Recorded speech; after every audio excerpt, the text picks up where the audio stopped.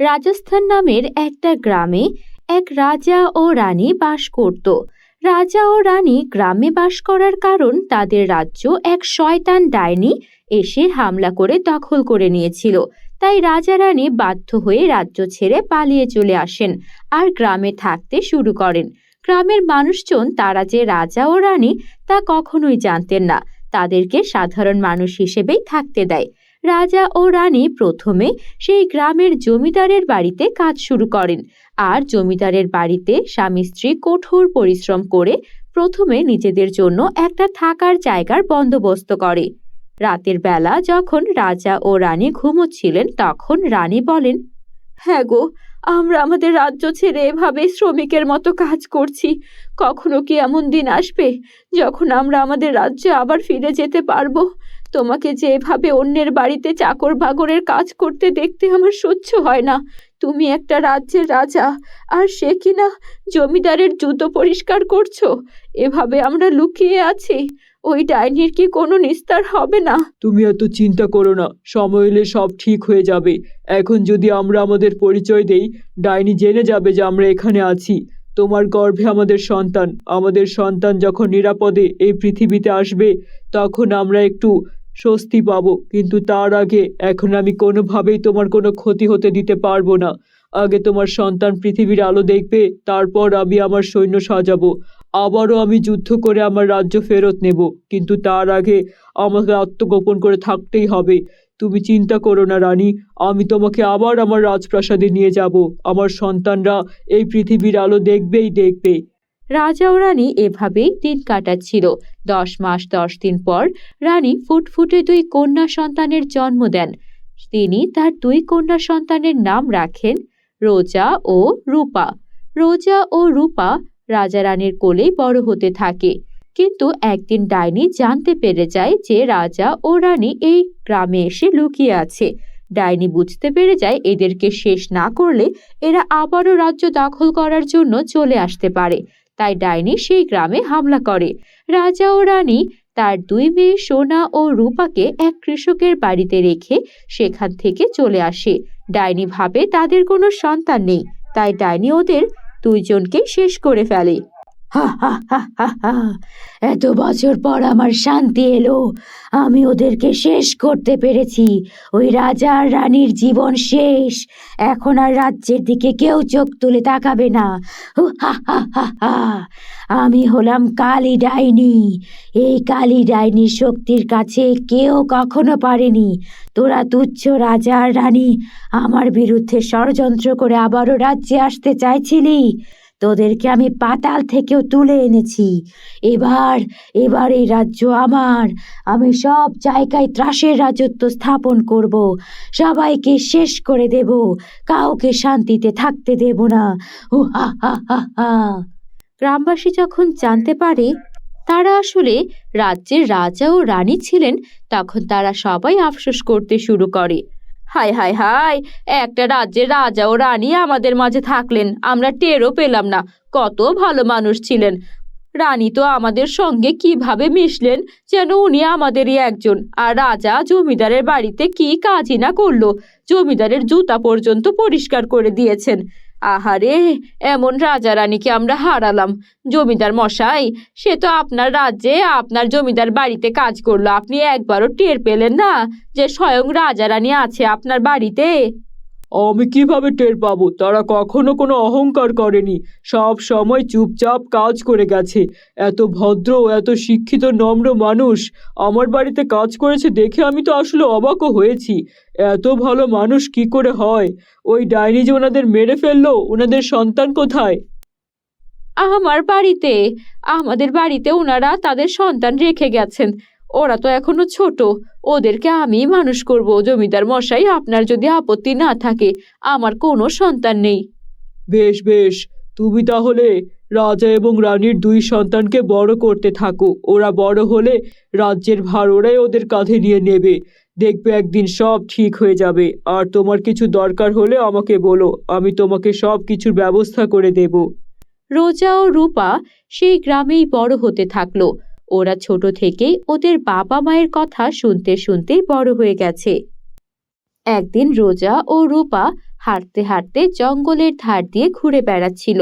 তখন রোজা বলে, রূপা, তুই তো জানিস আমরা দুই রাজকন্যা, কিন্তু আমরা আমাদের রাজত্ব হারিয়েছি।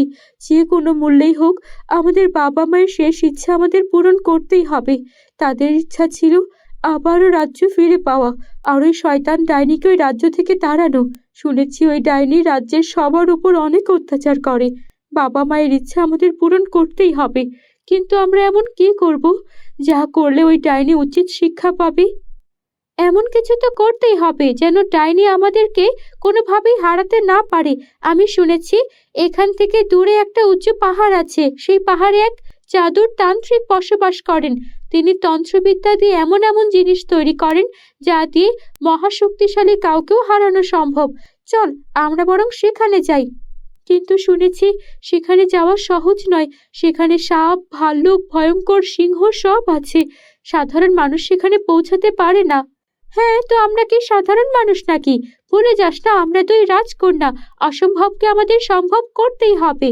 রোজা ও রূপা মনের সাহস নিয়ে সেই পাহাড়ের চূড়ায় পৌঁছে গেল, আর তারপর সেই তান্ত্রিকের সঙ্গে দেখা করে তার থেকে জাদুর দুইটা নেল পলিশ নিল। এই জাদুর 2 নেল পলিশ যদি ওই ডাইনির হাতে কোনোভাবে তোরা লাগাতে পারিস, তাহলে ডাইনির সব শক্তি এই নেল পলিশে চলে আসবে, আর সেই শক্তিকে কাজে লাগিয়ে তোরা তোদের স্বার্থ হাসিল করতে পারবি। কিন্তু বিনিময়ে তোরা আমাকে কি দিবি? বিনিময়ে আপনার মতো একজন ভালো তান্ত্রিককে এই পাহাড়ে আর থাকতে দেব না। আপনাকে আমরা নিরাপত্তা দেব।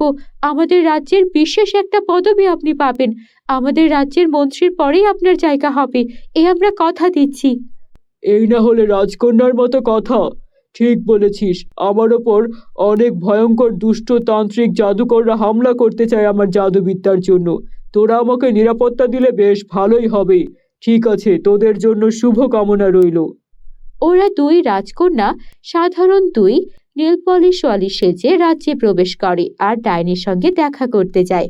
আপনাকে একটা কথা বলতে চাই ডাইনি, আপনি দেখতে এমনিতে অনেক সুন্দর। যদি আমাদের এই বিশেষ নেল পলিশ আপনার হাতে লাগান তাহলে আপনাকে দেখতে আরো বেশি সুন্দর লাগবে। বিনিময়ে আমাদের 10টা মোহর দিলেই হবে। ডাইনির সুন্দর হওয়ার অনেক ইচ্ছা ছিল, তাই সে সুন্দর হওয়ার লোভে পা দেয় আর সেই নেল পলিশ হাতে লাগিয়ে নেয়। সঙ্গে সঙ্গে সেই 2 নেল পলিশ জাদুর শক্তিতে সম্পন্ন হয়ে যায়। ডাইনির সব শক্তি সেই জাদুর সোনা ও রূপার নেল পলিশে চলে আসে। সঙ্গে সঙ্গে 2 রাজকন্যা ডাইনিকে বন্দি করে ফেলে, আর এভাবেই ওদের বুদ্ধি দিয়ে ওরা ওদের বাবা মায়ের শেষ ইচ্ছা সেই রাজ্য আবারও হাসিল করে নেয়, আর সেই তান্ত্রিককে ওদের রাজপ্রাসাদে জায়গা দিয়ে দেয়, আর সুখে শান্তিতে বসবাস করতে থাকে। বন্ধুরা, আমাদের চ্যানেলে নতুন হলে চ্যানেলটিকে সাবস্ক্রাইব করতে ভুলো না যেন।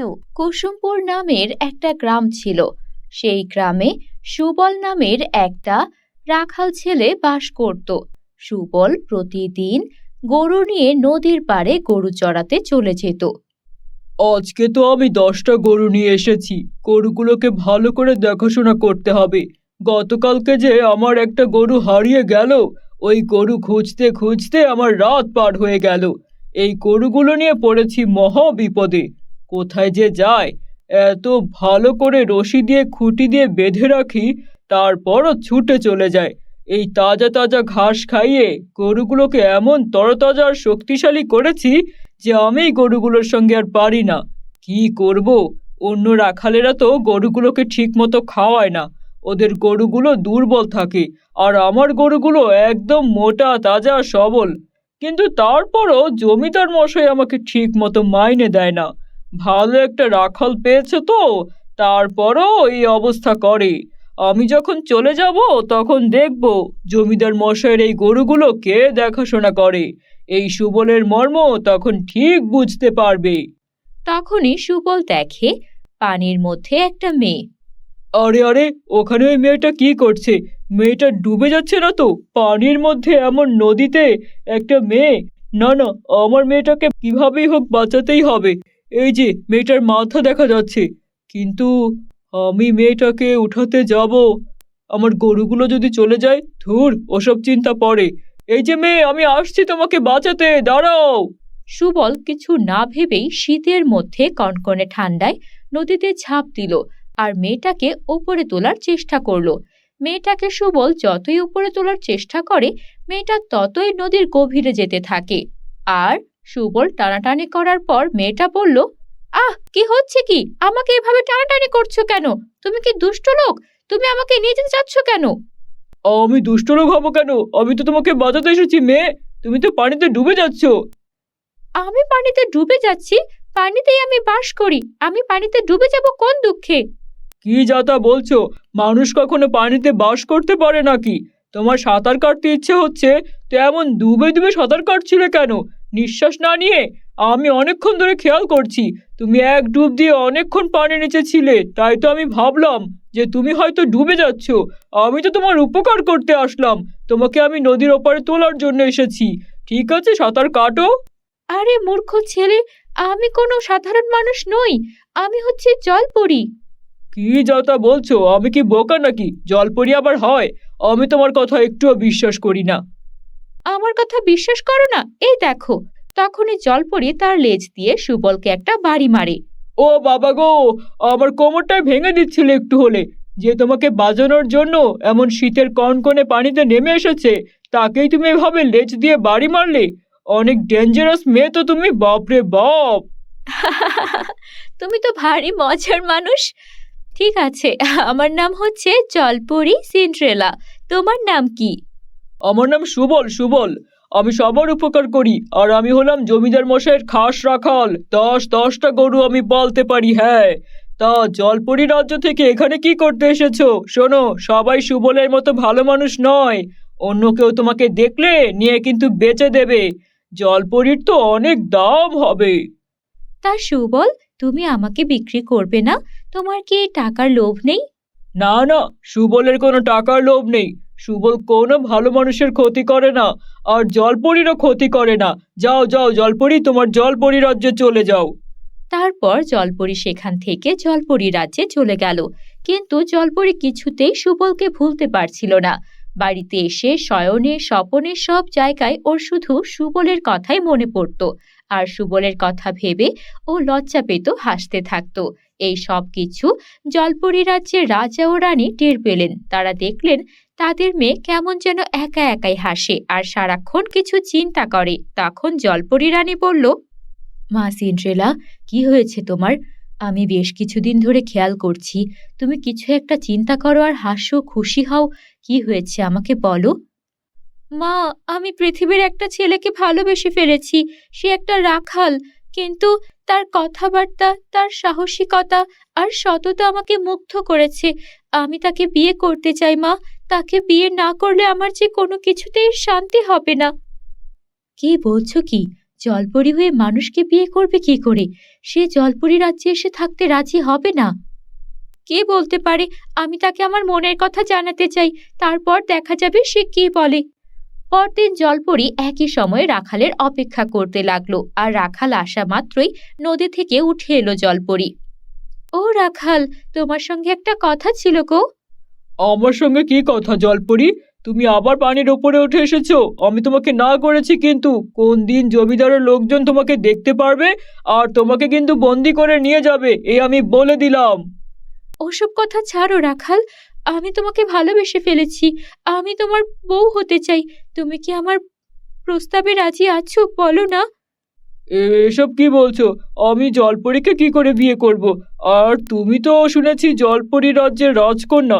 রাজকন্যা হয়ে একটা সামান্য রাখালকে বিয়ে করবে? হ্যাঁ, আমি তোমাকে বিয়ে করব।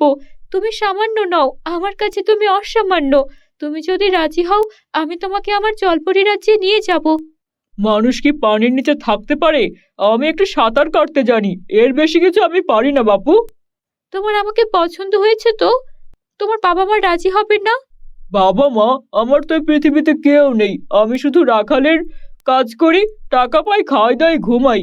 তোমার মতো জলপরীকে বিয়ে করতে পারলে তো আমি খুশি হতাম, কিন্তু। কোনো কিন্তু নয়। এই নাও, এটা হচ্ছে আমার জাদুর আংটি। এটা হাতে পরে নাও, তাহলে তুমি আমার মতো পানিতে অনেকক্ষণ থাকতে পারবে। ঠিক আছে, চলো আমার সঙ্গে তাহলে। জলপরি রাখালকে নিয়ে তার জলপরি রাজ্যে চলে গেল। আর তারপর সেখানেই তাদের ধুমধাম করে বিয়ে হয়ে গেল। রাখাল জলপরির সঙ্গে বেশিরভাগ সময় পানির ভেতরেই কাটাতো। সে আর আগের মতো রাখালের কাজটা করতে থাকে না। সে জমিদার বাড়িতে যায় আর বলে, জমিদার বাবু, আমি আসলে আর এই কাজটা করব না।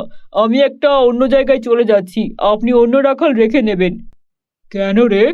এতদিন আমার এখানে কাজ করে এখন নতুন কাজ কোথায় পেলি? কি ব্যাপার রাখাল, তুমি এরকম বলছো? তুমি এতদিন ধরে আমাদের এখানে কাজ করছো, কোথায় যাবে তুমি? জমিদার গিন্নি, সে কথা আপনাকে অন্যদিন বলবো। এখন আমি যাই, আমার বউ আমার জন্য অপেক্ষা করছে। যে সে বউ নয়, জলপরি বউ। তোমার কি মাথা খারাপ হলো রাখাল? জলপরি বউ মানে? হা হা হা, গিন্নিমা, আপনি ওসব বুঝবেন না। রাখাল সেখান থেকে কাজ ছেড়ে দিয়ে আবারও জলপরি রাজ্যে চলে এলো। এরপর সারা জীবনের মতো জলপরি কন্যার সঙ্গেই সুখে শান্তিতে সংসার করতে লাগলো। বন্ধুরা, আমাদের চ্যানেলে নতুন হয়ে থাকলে চ্যানেলটিকে সাবস্ক্রাইব করতে ভুলো না যেন। Bye bye.